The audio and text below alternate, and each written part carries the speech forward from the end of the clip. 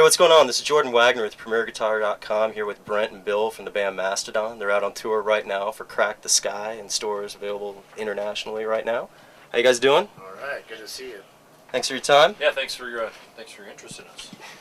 So, some of our readers are pretty interested in what you guys are using for your live rig right now. You want to run us through yours first, Brent? Yeah, I do like a 76 silverface Fender, like with two 200-watt 12s and then two 300-watt 15s with 76 JMP Mark II 100-watt lead series with two Marshall cabs with 75-watt Celestians, so that would be one stack and the other stack's like a 90s a JCM 800 with same 75-watt Celestians in all four of the Marshall cabs.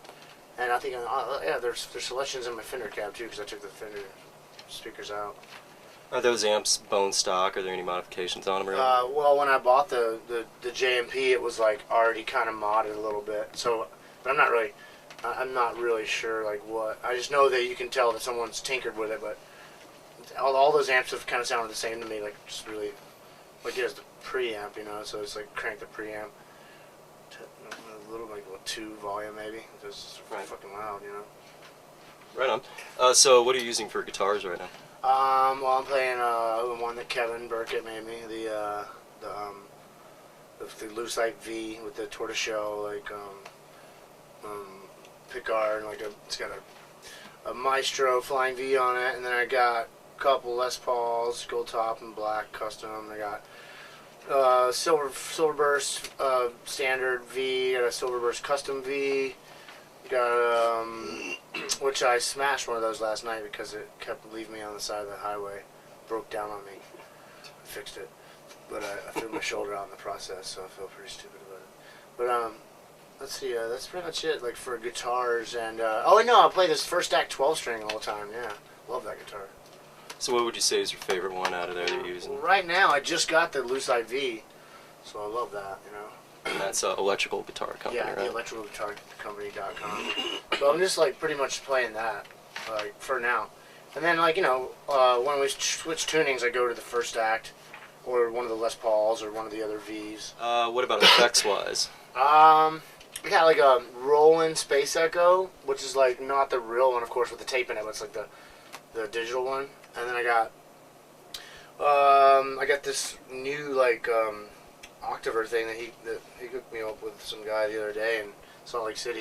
Rick Boss is the guy who designed it, made it, and it's his new company. He's worked at Gibson and a whole bunch of like guitar places and effects, and he's just decided to start his own company and make this pedal. And I guess Tony Iommi's really into it as well. Yeah, I've been doing a toggle on it. I love that on my guitars. Yeah, you can like put step on it, and it's your regular tone. When you lift your foot off, it's like goes down a half step, a full step, or a whole octave, or an octave in a step, or whatever. It's like, wow, wow, wow, wow. You can totally do all this crazy, weird, like you're playing a solo, or going down, you step on it, take your foot off, it sounds like you go higher or lower, so it sounds like you're hitting notes way up here when you're going down. You know, it's pretty wacky. I haven't fully understand it yet. I just started using it last night, actually. And then I got like an Ibanez Tube Screamer, and a Boss like equalizer and a DD5 Digitech, I think, just those are digital delay, but I think it's made by Boss as well. Oh, there's a nice ringing in my ear right now. But yeah, I think that's pretty much all I have. Right on. Well, we just also reviewed the Mastortion. Yeah. And it's a pretty killer pill. I loved it. They're all different. Like every single one of them sounds totally different. So I'm kind of like, John, make them sound the same. Okay? So what are you using for your live rig right now, Bill? Well, I've got 2 Marshall heads. One's a Kerry King, with the KT88 tubes in it. It's got a little like fatter, a little heavier, chunkier sound. But it's basically like, you know, an 800. Just a little modified, you know. And I use that with an 800, the reissue. You know, single channel. Let's see, I've got 2 Mills Acoustics cabinets, speaker cabinets. You know, they've got vintage 30s 8 vintage 30s there. And that's just a bigger cabinet. I don't know if you're familiar with Mills Acoustics, but they're it's a beastly cabinet, you know. So I've got that, and then the other cabinet is a Marshall stack with 75 watt Celestians, all Celestians all the time. Usually I have both heads set, so it's kind of you try to get a clean enough sound out of it for the picking parts and cleaner parts on of the songs, and then having a distortion pedal to kick it in, But it's not too sound like a big jump from the clean to the distortion. I've been backing off on the distortion a lot just to kind of get more clarity and just be able to hear stuff better. I just got one of these. I just saw one in here. It's a Hardwire, the Digitech Hardwire series. It's a valve. What is it? Valve distortion. And they sent me a couple, and I tried a couple out, and that one sounds great. I have been using the Ibanez Tube, not the Tube Screamer, but the Tube King. Yeah. Like the old one with the 12 AX7s. Yeah, and that one I love, and I have 2 of them, but it's the pedal is crap out all the time, don't they?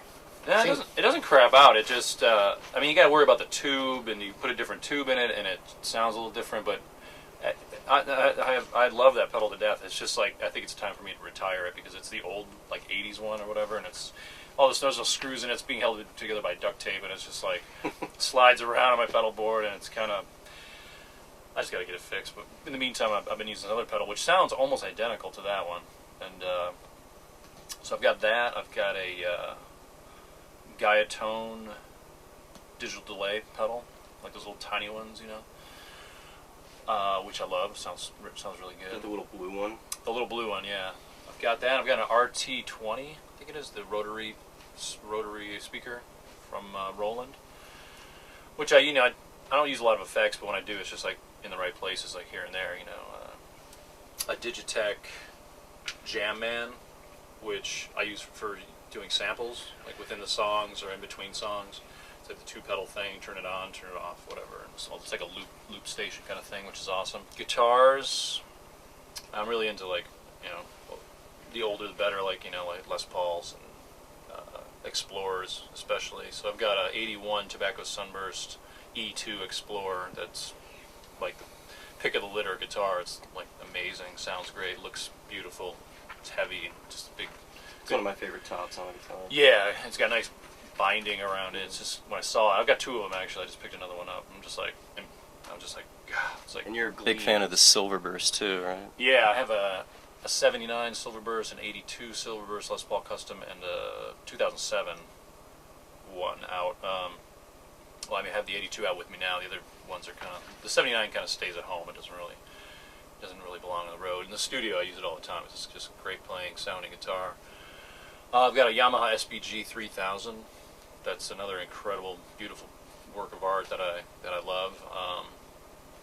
I do have a 9-string first act as well, which I brought on the tour, and I need to start playing it out. It's just got to get used to it. What else do I have out with me right now? I've got another 82 Les Paul Wine Red Custom. I just picked up on the road as well. I mean, I don't know. I see guitars, and I'm just like, that's one of my vices is just buying old guitars. That you play a guitar and you love it. You want to own it. You want to have it. So I've got that, and I've got a black Les Paul. It's just I think it's like 2008, like Black Beauty, gold hardware. Which is probably one of the best playing Les Pauls that I have, and sounding. It's all original. I mean, it's brand new, but it just sounds great. I usually change out pickups. The older guitars, and they start getting microphonic with all the sweat that gets into them, and they start squealing really bad. I can't deal with that, so I usually put Seymour Duncan distortions in all my guitars. Well, actually, I have a Reverend like double cutaway SG out too, which I haven't really. I play it backstage. I haven't actually played it out yet because these sound checks we have. Usually count on trying to get out there and try out all these guitars and effects and pedals and stuff that people are bringing to us, on a daily basis to try out. And it's just not enough time. Do you get a lot of people bringing like prototype stuff to you? Well, not quite prototype. I guess the Rick Boss's pedal there, the Droptune pedal is. I think it's out now, but it is pretty brand new. So. I messed around with it a little bit backstage the other day, and it's pretty amazing. But we do get a lot of people coming out. I mean, kind of, you know, when we're on the road, I kind of shake the trees a little bit and try to get see what falls. You know what I mean? Because it's not, you know, it's nice to try out new things and be like, oh wow, I mean, I've been using this old thing for so long. Now you have this that does all that. You know, it's like, okay, cool. I'm gonna switch to that or whatever. You know, and just keep kind of evolving with the times and, you know, electronics. So. All right, well, man, thanks for your time, Brent. Thank you. Bill, Thank you very much. good luck on the tour. Yeah, thanks. Crack the Sky is available for purchase right now. This is Jordan Wagner, and you're watching PremierGuitar.com.